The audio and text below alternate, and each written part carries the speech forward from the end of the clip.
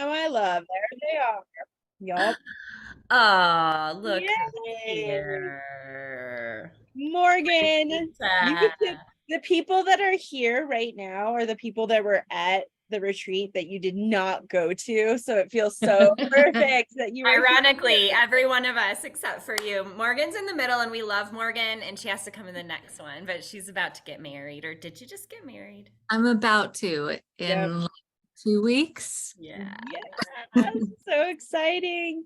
And we have Louisa getting married in like 3 weeks, 4 weeks. So Yeah, September crazy. 20th, I believe. Yeah, Yeah. so Oh, exciting. there's Welcome. Joy. Hi, Joy.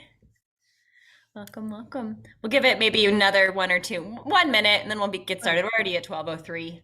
So Yeah. most of you know my Rita. We're gonna give I was her an just going to say, I introduction. was very overly prepared for like a very different group. So we'll just adjust as we go and, Yeah. Well, Yeah. and the thing to know too is that this will go into the library of a whole yeah, collection. we'll So still people talk about all always the come and watch them, not in real time too. So the audiences are lovely faces here, but certainly beyond. Really quickly, Jen or Casey, who was the one that signed up last minute? Was that you, Casey? Jen. It was Jen. Hmm. Jen, that's because of Morgan. So you can say thank you because she had to Right. leave like, like a day before. And then you emailed us and we were like, yeah, we haven't even reached out to anybody yet about this open spot. Oh, That's how signed up it last works. minute for the That's retreat. how it Oh, works. Morgan, Yep. I took the spot. You took Morgan's spot. So I love, Wow. in my view, you guys are right next to each other. And Totally. Oh, good. I was really hoping that it would I was like, I feel like I'm just not waste the spot, but I was just like, there's definitely someone that Yeah, you you opened the felt the way. calling be immediately or ready for it. something because yeah. Yeah, I'm so glad. Very cool. Cool to meet you. Hey, well, welcome everyone. Hi, Joy. This is Myrita. Myrita is a lot of things, including a friend of ours, a death school grad, a almost PhD candidate or PhD in public health, a hospice nursing student, a plant medicine woman, a very wise woman, and someone who is here to teach us a little bit more about the intersection of plant medicine and death care. We're going to be doing 4 of these total today with Myrita, the other 3 with a woman named Sharon. Those of you who came to the retreat know Sharon in person. Today's class is a comprehensive introduction. The other ones will be a little bit more topic specific about how mushrooms work. So welcome and thanks for giving us an hour of your time today, but like so much of your time and heart over the past year. Marita. Hi, everyone. So first of all, thank you for having me. And Sharon is my mentor. So anytime I talk about mentorship or apprenticeship, just know that these 4 sessions the Deathwives have put together are, truly guided by Sharon, who's a wisdom keeper. And so the things that I know are both intuitive and thanks to Sharon's incredible guidance. So hi, I'm Myrita. When Aaron asked me to write a bio for myself, I was like, how do I write a new bio? Because all of my bios before had been around my public health work or my consulting work, or the mystic and the beautiful mystery has always lived in me. But this was a really fun way to describe it in a new place. So I'm a mystic scientist. What that means is that I have a master's in public health. I have most of a doctorate in public health. And for everyone that's ever left abusive situations, I see you. That is why I did not finish it. And I am also starting a master's in nursing to do end-of-life care. My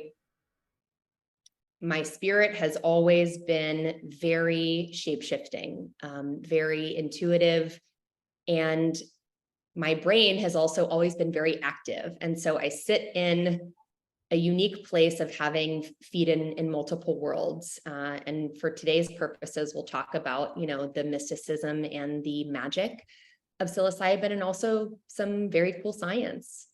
In addition, I want to honor Deathwives because plant medicine brought me death has always been my friend and has walked with me since I rode my birth wave, which was a death wave in.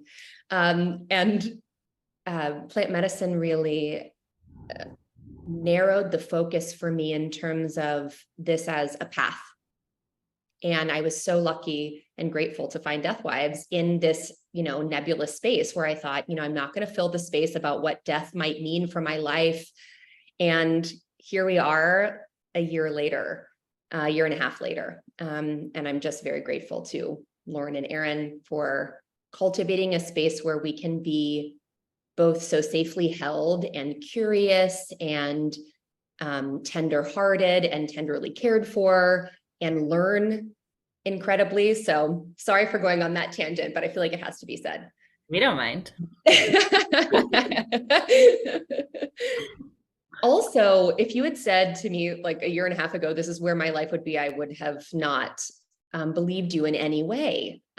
So I am embracing that I'm most myself at this point in my life, and that infuses a couple of the things that we're going to talk about, which are more plant medicine and death and grief.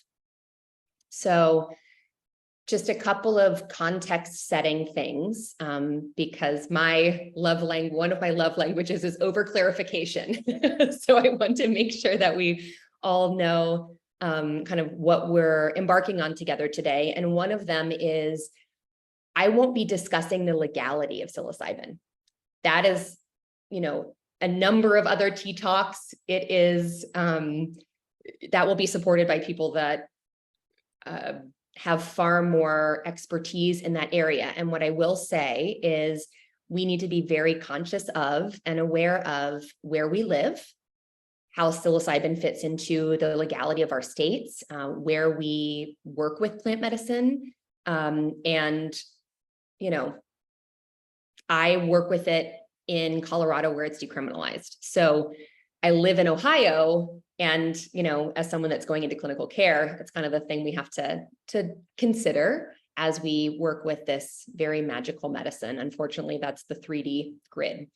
The other thing is, because I sit in multiple worlds, you'll hear me talk about medicine in a very, esoteric, otherworldly, deeply intuitively known entity. And you'll also hear me talk about it from a scientific perspective, because the science is fascinating in terms of what it can do in support of our nervous system. So please know that when I talk about these different things, they are inextricably linked for me. The mysticism, the medicine, and the science are so cool to work together. So I can answer questions in both. If I don't know the answer to your question, I won't make something up. We'll find resources together to answer that. But I think that context setting is really important. For the purpose of today, I'll let you know that ayahuasca was the first plant medicine that I was called to work with. And I've worked with it relatively extensively in Peru, also in Costa Rica, but through the Peruvian Shipibo tradition. I will answer lots of questions about that if you have them, but that is not a medicine we will probably use in our day-to-day grief care. So, we'll primarily be talking more about psilocybin today. Psilocybin was a medicine that I got called to through ayahuasca and through Deathwives, and was very unexpected for me to engage in. We'll talk about this later, but plants kind of talk to me. And as mushrooms did that, I had never really microdosed them. I really had no interaction with them. And my first clear work with psilocybin was a hero's journey at almost 7.5 grams. So that kind of lets you know my commitment to this work and how it's changed my life, that it is, for me, deeply medicinal. There are ways to use psychedelics recreationally, which I don't have any problem with, but what we'll be talking about today is the deep spirit and the deep power that plant medicine has.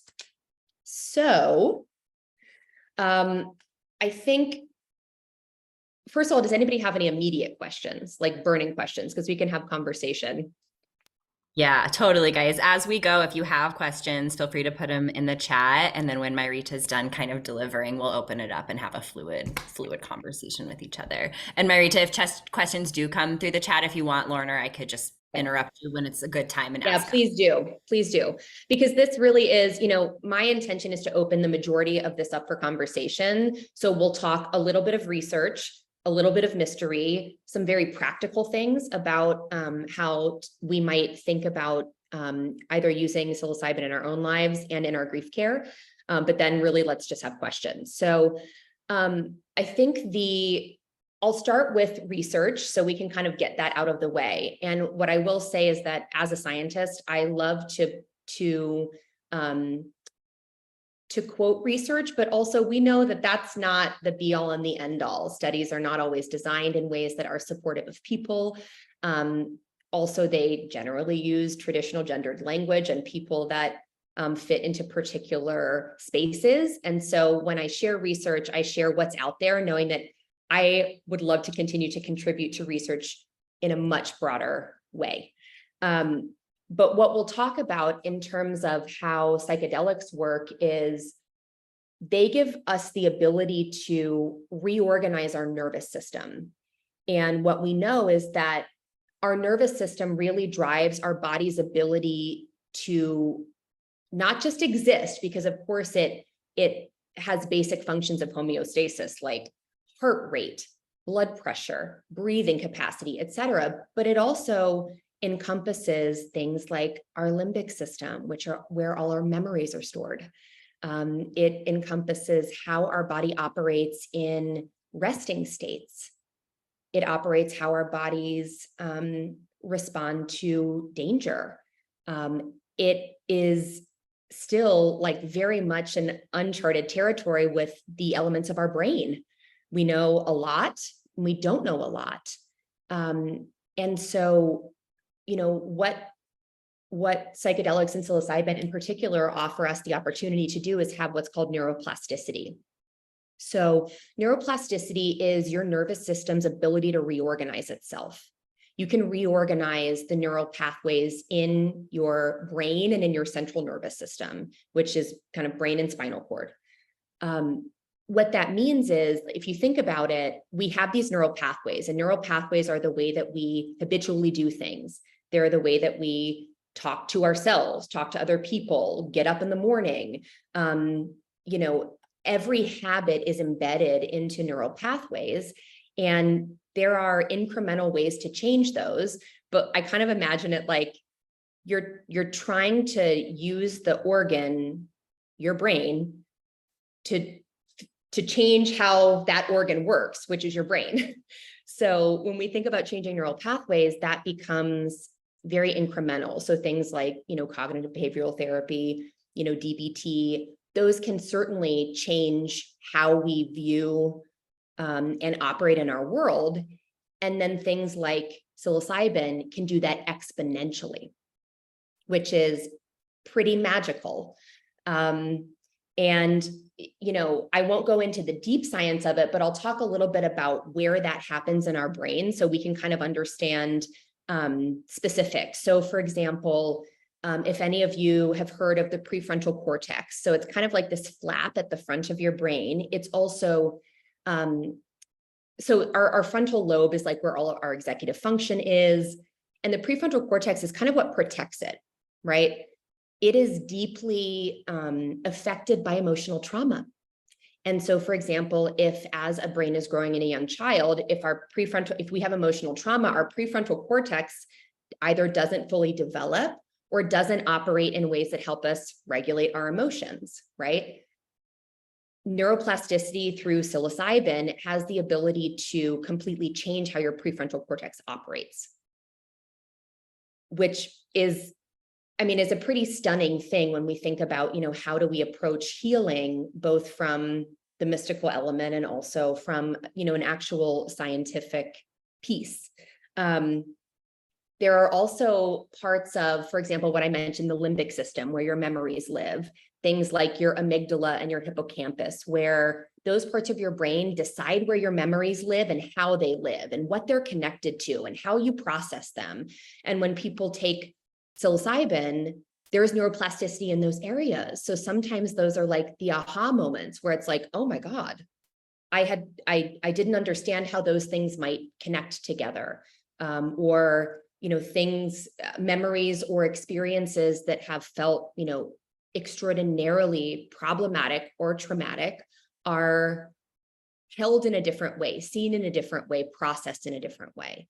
There are also things that we don't know a lot about in our brain, but we know psilocybin activates them. So I bring this up because there's this really cool spot called the claustrum, which is like deep in our brain. We think it might be the sense of self, ego spot, and psilocybin decreases that activation in that part of the brain when you take it. So that's the connectedness, like the oneness, people say ego death, but really what it is just, setting ourselves outside of ourselves to be and connect in different ways. So those are Rita, what was that called? The claustrum?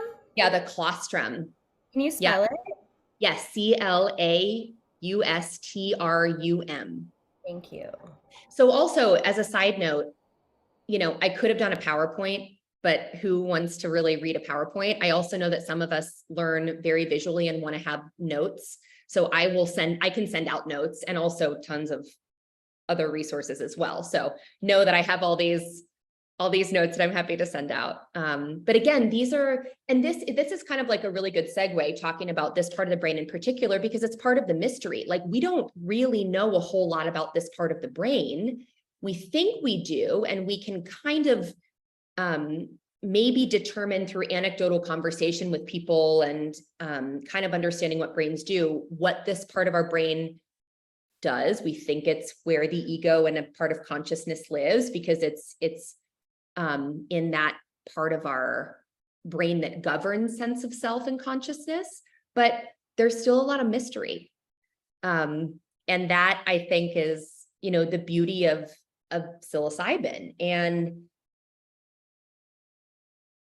the one other thing I'll say about specific, kind of neural and neuroscience abilities with psilocybin is, not only does it create, and other psychedelics create, neuroplasticity in some of these really important areas of our emotional processing and how we operate in our lives and how we embody our lives, but psilocybin also works as what's called an agonist. And so it binds to receptors, serotonin receptors in particular. So that can be an incredible way to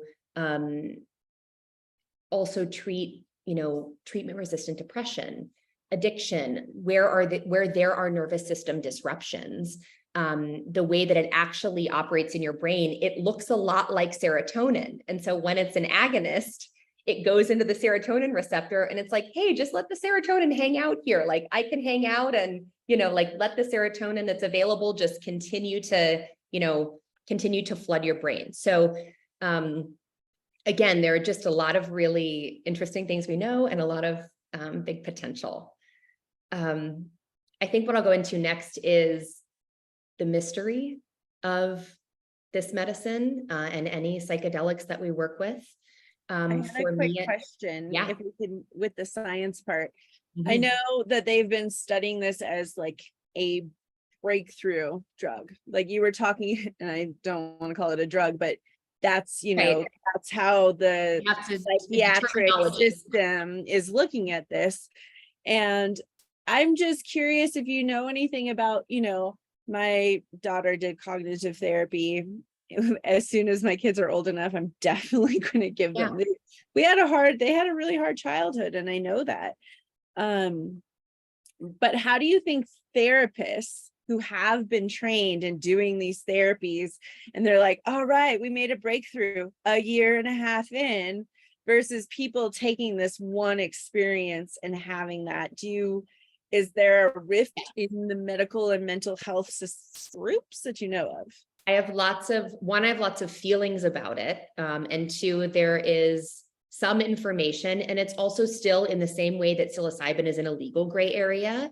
The specific therapeutic uses in a more medicalized way are still very much in a gray area. So one thing I'll say, and I'll talk about a little bit later, Lauren, because I know this is a big question, which is like, how do we even do this? Like, what does this even look like?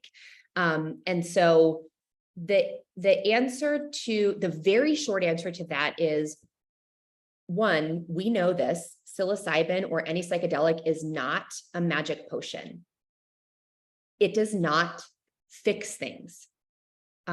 It changes the way that we can embody and operate in this life, by way of how it changes our brain, how it changes our connectedness to people or spirit or the wisdom of the earth that brings us these beautiful mushrooms, however you describe it. The second piece, and I know a lot of people in this room know this, is medicine can very much be done on one's own. And we are way too far removed from that model in order for that model to work for us, right? In order for us to be able to embrace how to utilize this medicine, having been so far removed from its indigenous wisdom, right? So what I will say about that is, we'll talk about integration a little bit later, but having the resources to process what you've experienced, if you're choosing to use psilocybin or psychedelic, are really important. It also entirely depends on the care provider. And my very controversial opinion is, it's not controversial. For me, it's real. Sorry, Deathwives, not controversial, but if psilocybin isn't your medicine, it's not a medicine you should administer. In the same way that I would never advise someone to take peyote or combo or ketamine or MDMA. Those aren't my medicines. Those aren't medicines that I have worked with and continue to work with. And so, there are people that may feel about this in a different way. I also don't think, medicine should be in any way gate kept. We should have access to it. But we'll begin to see how that falls in the clinical care model, where any therapist can do either a ketamine training or an MDMA training or a psilocybin training, and then in theory be able to administer those medicines. Which, is that wrong? No. Is that potentially problematic? Absolutely. Because some of the elements of traditional talk therapy can be helpful, I think, in medicine space, and some of it's not. Because some of the things we can't intellectualize and intellectually process about the medicine that we work with. Some of the things are very intellectually clear. They're very psychologically clear. You're like, I just got a lot of information from this, and wow, it's reorganized how I thought about this memory. And some of it isn't. So I think it's a yes and. I think psilocybin doesn't in any way replace the talk therapies that we use to explore trauma, and they're not the same things. And integration of plant medicine might use some of those tools, but yeah, I said it was going to be a shorter answer. It wasn't, but it also got to some of the other parts of, of the conversation. Yeah. And we're still figuring it out. We're still really figuring it out. Even like who can administer psilocybin or ketamine or MDMA or any other psychedelics as a treatment option. Mm-hmm. So yeah, but I posted this thing about Joe Biden, not because I'm excited about it in any way, but it kind of builds upon that, the psychiatric part and the federal, and like this works, and they're understanding what you're talking about, the neuroplasticity and all that. But that's what I'm concerned about, is like when they get involved and see, of course, I want them to see this. I'm not saying that I want the medicine to be acknowledged, but how do you think that it will stay separate from, is it even possible? It won't. What I will say though, and this is a great segue into the mystery, which is like the medicine is way smarter than us. Mushrooms are way smarter than we are. 100%. We try to figure out how to navigate a world that's already working really well. if we take ourselves out of it. So that sounds like a little bit esoteric, but I also do have, and this is part of the mystery, I have a trust in the fact that, we want to continue to receive the gifts of this medicine. And also like, it's gonna help us figure it out. And if we don't figure it out, it will figure it out for us. And again, part of the difficulty of being a scientist and a mystic is like, if we want laws legalizing psilocybin, we have to do research.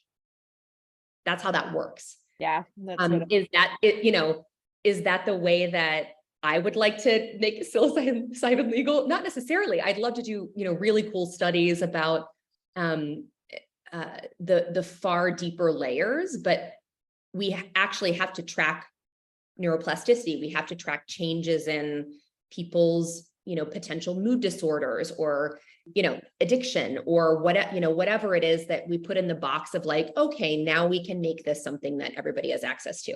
So, for me, the spiritual component is never dismembered or divorced from the science. And there will be a lot of people that will not necessarily feel that way. And when I say, like I said, when I say the spiritual component, I just mean something greater than us. And that can be however you describe it. Ivan says, fuck the government. I'm still going to do what I do, whether I'm regulated or not, is pretty much the bottom line. I mean, and for me, it's like if people just want to be able to, I'll tell a small anecdote. My brother, who would have said he was a smug atheist for the majority of his life, when he came to ayahuasca for the first time, we had a discussion after, and he was like, I understand now that there's a connection to something far greater, and I don't understand it, and I don't know what it is, and I'm okay with that. And so again, for me, this type of medicine is embedded in that, in whatever way you connect to something that is not just our individual self, because we are very, very concerned with that. And it doesn't mean that this can't be in service to deep individual healing. It just provides a level of connection for other things. So that's my, again, controversial opinion, but a lot of people will want to say, I want my therapist to prescribe this because I know that I need it. And that's not wrong. We are in a very binary society that needs a lot more gray. And I just hope that as people have access to administering medicine, that they continue to have it be fundamental in their lives. As my 2 cents.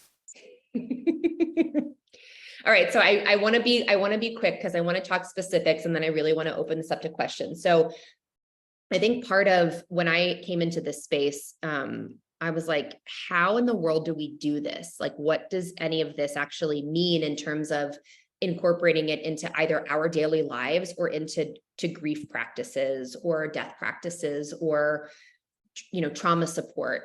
And so one thing I will say is, because psilocybin became a tier 1 drug in the 70s, the ability for us to understand all of the layers of what each mushroom does has been very much underground, right? We have had access to like a couple of mushrooms, and people take them relatively indiscriminately, because why would you think that you couldn't? It's like all the same thing, right? It's not. All mushrooms have very different properties. They provide different both physiological, emotional, and psychological and spiritual experiences. And knowing, one, what to take, how much to take, and how to blend these things together has not been discussed, I think, as openly as we need it to be. So for example, most people are familiar with 2 what are called carrier mushrooms. So the big, if you're going to take a bigger dose, that's kind of the mushroom that holds it all together, right? You might take a few others with it, golden teacher or penis envy. We call it propelling energy in our little world. But those are 2 extraordinarily different mushrooms. They will give you a very different experience. in certain quantities, they will give you an experience that is entirely different if you took 2 grams of Golden Teacher and 2 grams of PE. And so part of it becomes, how do we learn from those who deeply know the properties of the mushrooms, so that we can continue to provide not just safe, but intuitively supportive, transformational places for people to take psilocybin. And so, you know, Sharon will talk far more about this, but, you know, she works with upwards of 30 different mushroom strains, and she'll call some of them like the sprinkles, and some of them don't go home with people, because if you take, for example, 0.1 gram of one mushroom, that could be, you know, far more than enough. If you took 3 grams of certain types of mushrooms, it would be, you know, devastating to your nervous system. So there's a real nuance and science to what we take and how we take it. So, for example, a microdose is something like, you know, technically it's like 0.1 to 0.2 grams. My suggestion is start with like 0.05. There are lots of different mushrooms that provide different things for microdosing, which is kind of the space where you get non-psychoactive properties. You get the therapeutic properties, you still get the neuroplasticity, but it's not the deep rewiring, immediate deep rewiring. Anything kind of under 1.5 grams is a low dose. You'll still feel experiences. You know, you may have kind of deep knowings. You might, depending on what you take, feel big body buzz, or, you know, see interesting things. That kind of intensifies all the way up to 2.5 grams. If you're going over 3 grams, you're getting the full journey experience, the full psychedelic experience. And that also looks different for different people. It might include visuals. It might just include, again, deep sensations that sometimes it's difficult to describe. And then anything over 5 grams is considered a hero's journey, which is a deep, and I will say for some of us too, because there are some people even in this chat who, you know, have been on less than 5 grams, but have been on a hero's journey. So these are also broad kind of ideas about what you just know anything over 5. What I will say is, for example, and this is going to go on record, you know, I'm choosing I took 7 grams this year of 11 different mushrooms, with 2 carrier mushrooms that one of them was Golden Teacher and one was a non-traditional carrier mushroom, because I break rules. But I'm taking a 7 gram journey in March that is of one mushroom, which is PE. And so PE has double potency. So what I'm actually doing is a 14 gram journey. So when you think about how you approach dosing, the potency of mushrooms are very, very different. And so being able to learn from a mentor and to not just do it off the rip is really, really important. What I will also say is, I would never dose mushrooms for someone.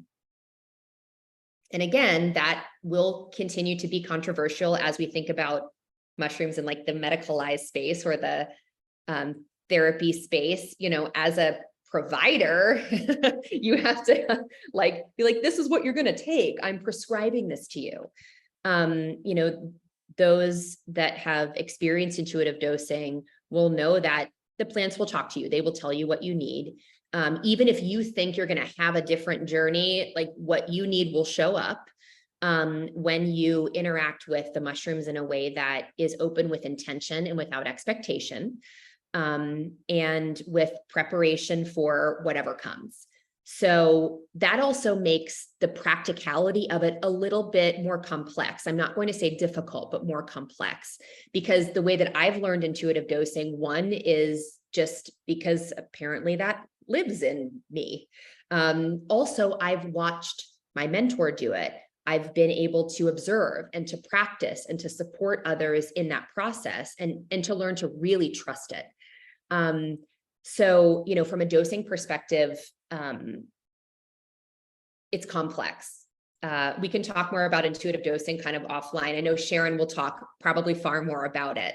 And then the only other thing I'll say about how we might use dosing in our grief care, in our death care, is, you know, microdosing or therapeutic doses that can help with any of the elements of grief, the depression, the anxiety, the fear, the isolation, the aloneness, the, you know, the elements that we need to be supported on day to day. There are also individual journeys you can support people on in any range of doses, right? So if people are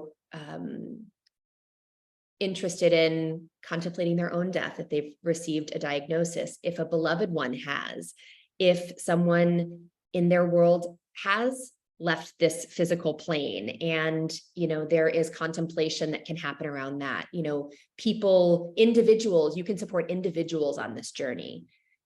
I also think that, having been in spaces where there are groups of individuals being supported, I think there's a lot of potential in family grief care.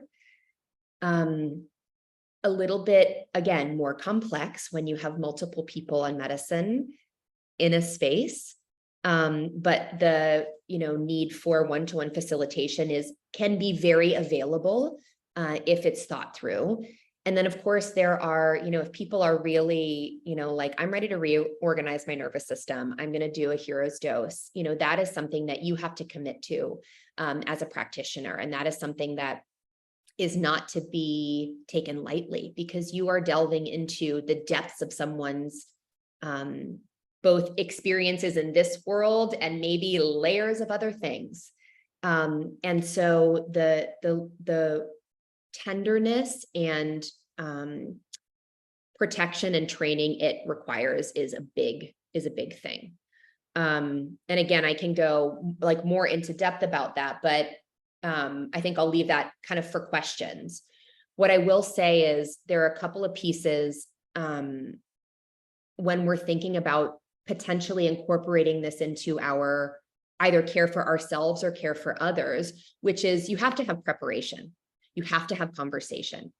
A lot of times people are like, yeah, I want to do this. Like this feels like the right thing, but knowing that that may upturn elements of life that you did not expect is something for you to consider as a facilitator, for something for you to support as a facilitator and have conversation about initially. Like, I would say 0 out of 10 recommend, you know, psychedelics or other medicines, only if, you know, and would I recommend it only if you can come in knowing that this will change the course of your life, in some ways that you might anticipate, in some ways that you won't. And that's part of the beauty and the mystery of it. And so being able to prepare with someone to say, what are your intentions around this? We may be able to touch some of those things, and some other things may come up that we can't. We try to remove expectation, because if we don't get what we expect, there's a whole new level of grief around that. And let me tell you, our minds cannot trick our own brains when we're working with psychedelics. Like, you can't get in there and be like, but this is what I wanted to think about and talk about and do. The medicine will bring you what you need. And so releasing expectation of what you think that's going to look like or how it's going to show up is really important. The other element is, if you administer psilocybin, if that is a part of your grief care, you have to be ready to do absolutely whatever it takes to support someone. And so you have to have internal preparation for that. Part of what's helped me do that, and, you know, some of the people in this room know this, is my medicine has always been really hard. I have had to work through I have had journeys that have been absolutely unbearable. And so part of what I know I can do is not only show up to create safe space, to create tender space, to be able to hold people in those moments that, you know, you need a hand, a hug, just a presence. And I also know how to show up for people in medicine where, I'm going to use profanity, but like where things are fucked, where people are like, I can't do this. I don't want to do this, or it's too much, or there's confusion, or there's deep trauma coming up. And you have to be ready to, even if you don't know exactly what to do, you have to be ready to be there. And that has looked like a great many things for me. It has looked like, you know, in the same way that my mentor did, sitting outside of someone's space for hours, for 4.5 hours. And, you know, my mentor did that for me when I was on my hero's journey, and that's a gift of medicine. But it was knowing that, like, I wasn't going to get up. I just wasn't going to get up. And again, you don't sacrifice yourself as a medicine person, but you show up in ways that, you know, feel almost otherworldly sometimes. You're like, yeah, I know exactly what I'm supposed to do here. Sorry, that makes me a little emotional. And sometimes you get to be in like the incredible joy and the magic, and you're just like, how am I so lucky to and grateful to be in this extraordinary experience? But it takes, like, we're not trip sitters. You don't show up and just be like, here's some psilocybin and I hope you have a nice day, and I'll sit around to make sure that you're safe. That's not what this is. And so that not only requires us to show up for other people, but for ourselves, and know that we can do that work, and also trust that the medicine won't bring us anything that we can't handle. Both as if you use this in your personal journey, and also as a supporter and a facilitator. It might stretch you, it might make you feel a way about things. But that's what we have to sign up for and commit to, and make, like, really, it's an energetic contract. It's a spiritual contract when you're working with someone in this way. We have a quick question. I know you kind of talked on this, but do you think there is specific dosage for different things? Yes, I do, because, well, it also depends on what you're working with in particular. So, for example, microdosing creates, like, in its therapeutic benefits, it creates neuroplasticity in smaller and shorter amounts. No less potent, but just different. So, you know, microdosing, for example, if you're trying to treat treatment-resistant depression, and you're trying to stair-step yourself off of, or, you know, you're working with someone, but you're stair-stepping yourself off of antidepressants, for example, my suggestion would probably be to microdose to get acquainted with the medicine. And then if there are larger doses to do in the future, that might be something to consider. I think also, it's not, as a facilitator and as a supporter of those using plant medicine, it's not my job to decide. I can help, you know, explain some of the specifics and create a space where you can intuit some of those things. But it's like, look, if you want to really go deep and really, you know, rewire something, taking a larger dose, you know, far less frequently, because there is something called integration where you have to integrate the work that has just come up for you, might be the way to go. But I think, again, that's part of the preparation. That's part of the conversation, which is, you know, I'm not going to tell you what to do. I mean, I think, like, people in this room know, like, even in the throes of the moment, I'm not going to tell you what to do.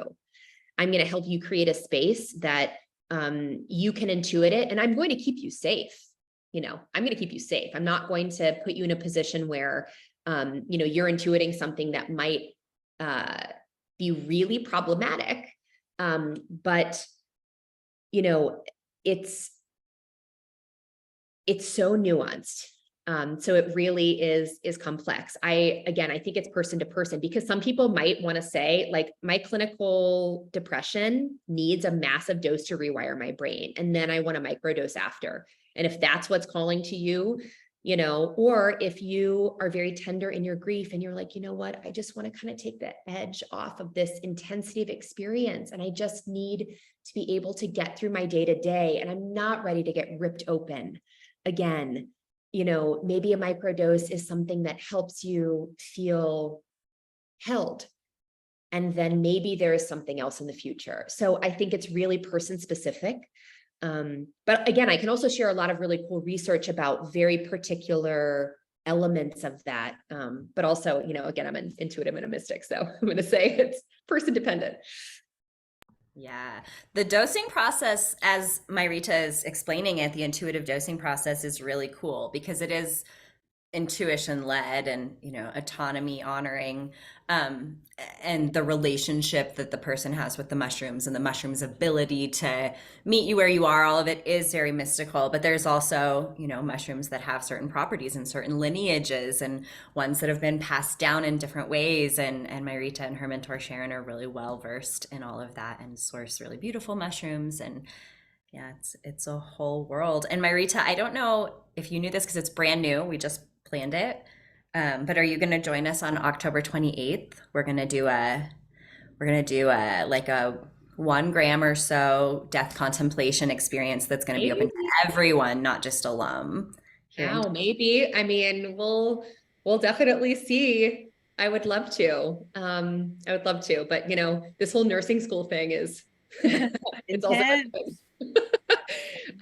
we'll message you all the details because we would love to have you there. But yeah. So I want to say one more quick thing, because I think it is, like, to not use a terrible cliche, but like is the elephant of the room, especially with people that are in this Zoom room that have experienced journeys, is what's called integration.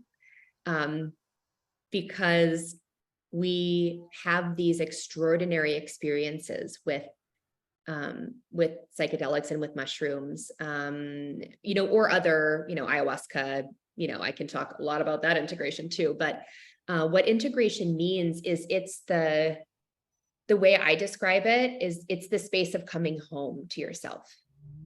So you got to meet yourself on your journey. You got to remember. You may have heard things, known things, experienced things that are like, oh, wow, it's unfathomable that this is me, that this is who I am. And then the integration is the coming home. And that's like at the very least 75% of the work. I feel like it's more like 90, 95. Because what you've just done is you've met a truer version of you, perhaps, but one that might create a little bit more confusion before things become more clear. Oftentimes in integration, things get, and again, I don't want to use binary terms, but like things may become a little bit more difficult before they start to make sense. And I speak about this because it deeply lives in the medicine that I've worked with. I have had integration periods that I didn't think I was going to get through. And integration can be, the immediate period is 4 to 6 weeks. The long lasting period is I still have things that integrate in from journeys that I had years ago. Like things will continue to integrate in my world for a long time. And it's wild because integration doesn't only happen when you're sitting there with your journal intending on integrating. It happens when you're driving down the road or having a completely different conversation and this thought form just pops into your head like, oh shit, that clicked. Or somebody shows up in your world that like creates friction on what you've just learned and experienced, and then you have to put it into practice. Well, God, testing us, that seems the root of the universe. Give us a little time. Yeah. And so the integration piece, and again, I mentioned this both for those of us that use psilocybin as our own medicine, and if we choose to offer that as a part of our resources, you don't just support someone in a journey and then send them off on their merry way. That's not okay. What that can look like in integration for support is additional conversation, being available, setting up parameters for what that might look like, or time aside to have conversation. Again, you have to determine kind of what that looks like. There are also other resources that you can help support people with or support yourselves with. But just know that like shit's not going to make a lot of sense right away. Some things will, but things aren't going to make a lot of sense. You've rewired basically how you operate. And it can be really scary too. It can be exhilarating. It's like the roller coaster of like, holy, like this is absolute magic and I'm at my absolute depths. And so knowing that, one, when we practice this as ourselves, that shows up. And that is where we receive the medicine we get to share with others. And if you choose to use this as a resource for your grief and death care, you have to have a level of understanding that the aftercare of this, the integration is so important, because if you don't have that, you are putting people in danger. You're not creating a safe space. Like, the safe space has to kind of encompass. And again, I want to say that you'll find what the appropriate boundaries are for your care and your offering, and the contract, the energetic and spiritual contract you have with the person with whom you're working, or the family with whom you're working, or the group with whom you're working. But that's so key. And again, I'm doing like super high level things. So like Sharon, I know we'll do deep dives. I have a lot of resources as well in all of these areas, but yeah, it will change. The only thing we know two things, right? We know that death is coming for all of us. It is a part of all of our lives. And we also know that we don't know shit about plant medicine. And that it will share with us its wisdom, and how it can change our lives. And that's really the only thing we know about it, is that it will. Fundamentally, teacher for a reason, because it has a lot to teach us. So Marita, I feel like that was a high level overview, and it leaves us with like wanting to know so much more. What about, there's like so many nooks and crannies in that space, and we have 6 minutes left, so we have 3 more classes on this topic over the next few months. I think the next 2 months are different topics, and then Sharon, no, that's not, that is true. It'll be November, December, and January will be the 3 dedicated classes we have with Sharon, and we're going to talk about applying it to death care with families beforehand as part of legacy care and healing, afterward for grief work as part of death contemplation, so kind of a little bit more specific and a little bit more plugged into death care. That was amazing, Marita. I feel like re-inspired, even though I just spent the weekend doing mushrooms with you. I also just dropped my email into the chat. So, what I'll say is like I said, I know a lot from my own experience, and I know a fraction of what this offers. And the beauty of it is that we all get to discover the ways in which it will change our lives, and in us will change other people's lives. So I look forward to learning from all of you. And I've already learned from many of you about what this is. And, if there are any burning questions, please feel free to ask. Yeah. We've got want to ask about ayahuasca, email me, or I can. And we can go a few minutes over too, if it is okay with Marita, if people have questions, but feel free to unmute yourself and just ask. And let's open it up as a group conversation now. And we have a question in the chat too. Hello. Sorry, I unmuted before I saw the question in the chat. I apologize. All right. Casey and then Minli. I miss you guys so much. Hello. I wanted to just say I felt this is really important, and I was gonna send it on our group chat, and then I was like, I'll just wait for Thursday. I did go to that integration email thing that Sharon sent on Tuesday, and it's very small, very intimate. Really great to speak with people and connect, but I just wanted to kind of gush on you guys and just let you know that out of everyone else's experience, there were people that kind of recreationally doing other things. Sometimes some of them had like guided retreats and stuff. And just talking about my experiences, I mean, for those of you that weren't on the retreat, I was the one that she had to sit outside the door and guard. So thank you, my guardian angel. No, I not had to. I was honored to do it. Let's be very clear.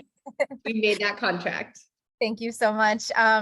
And everyone was just in complete awe with, because I just kind of gave details on like how supported I felt, or just the support of like having partners and having, a therapist and an apprentice, and just this group of women that were just so loving and, there for you. And everyone was just kind of in awe and like saying how, I went into what my experience was, which you guys kind of know how my trip went, which was amazing.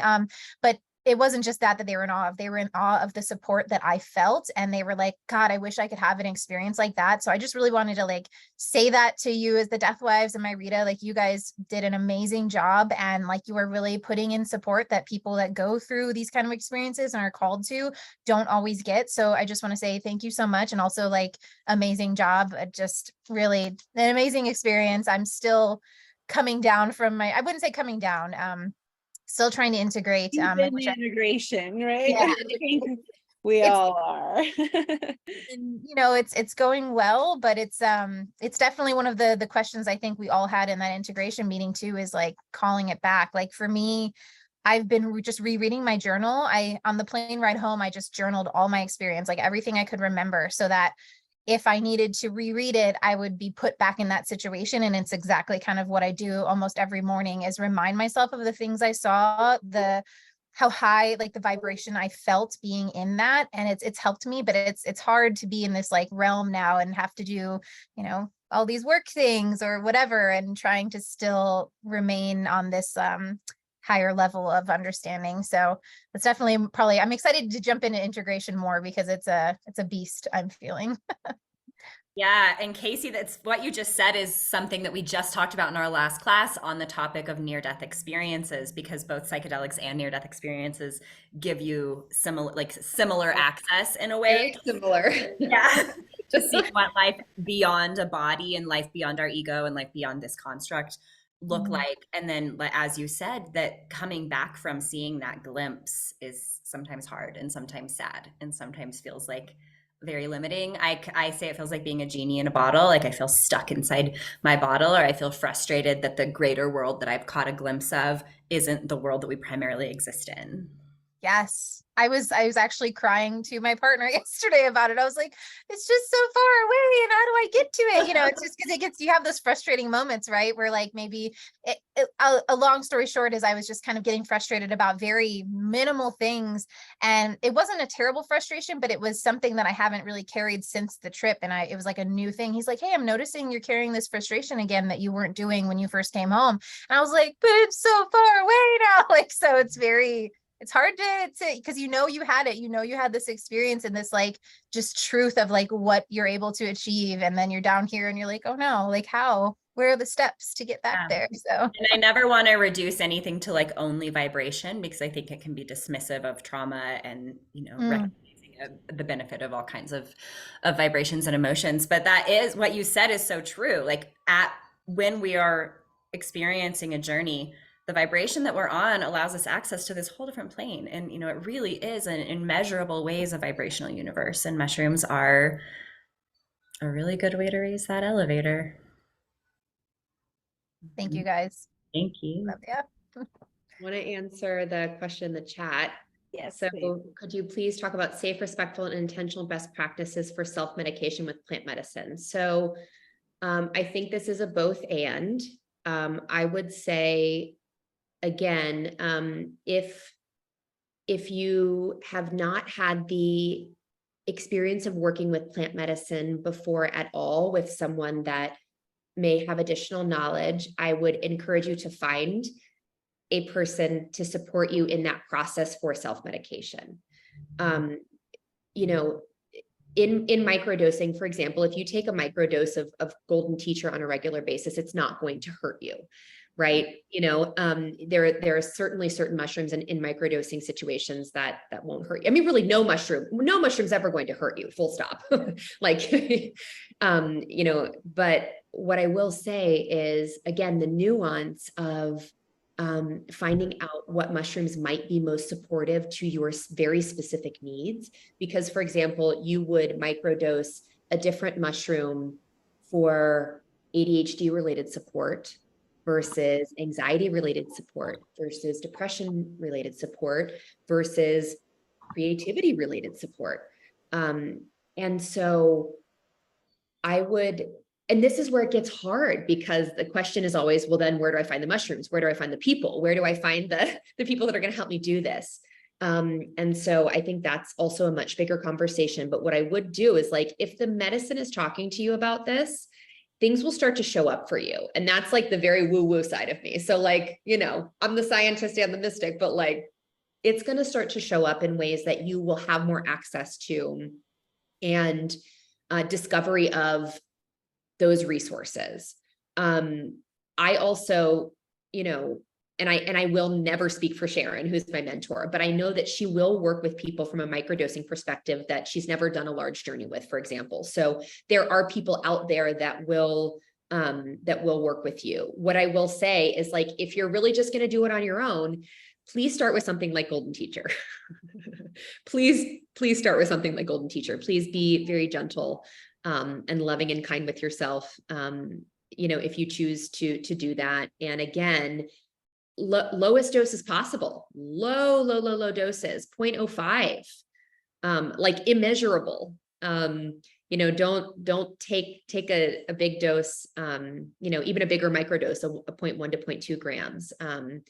You know, and there are lots of different, and I'll say too, there are lots of different protocols for microdosing. So there's protocols that are like 90 days on, 30 days off, or there are certain protocols that have you microdosing, you know, different days during the week. You know, and again, that's part of the nuance. And I think training and understanding that's required. So I would say it's a both and. If you're going to do it, be really, really gentle and kind with yourself. My recommendation would be to hopefully help connect you with someone that could support you in that, to make sure that you have what you need. Yeah. So that's an okay answer. It's a non-answer, but Great answer, because it's not black and white. Of course it's not. It couldn't possibly be. I would piggyback off of that and say that it's also, I understand, I've done medicine journeys by myself, and I don't think there's anything wrong with that. But as Casey said, having the support of another person who has agreed to walk through this entire journey with you, to be sober, to hold this space for you, to keep you safe. And more than that, to kind of tend to all of your physical needs, bring you water, make sure you're comfortable, bring you blankets. If you want to go outside, bring you outside. If you want to go inside, bring you inside. Journal what's happening for you, right? Like, those things really help us feel safe in the experience, and then help us with integration afterward. So you don't have to do it alone. yeah. So definitely for larger doses, I entirely recommend having someone with you. Again, you might need to be alone in that process. As you know, Casey has discussed, she was, you know, in her own process. But there were still the care and safety and supportive elements that she would need to go through that. And microdosing, again, you can do it on your own. It's just helpful to have additional resources to make sure that it's at the highest possible support. But yeah, any bigger doses. Have a buddy. And a teacher. And a teacher. Yeah. Well, thank you so much. It was so good seeing some faces, and Yeah, it was. that information. I love the science part. Me and Erin, like, I love the science and the facts, and she feels the stuff, and you combine both of them.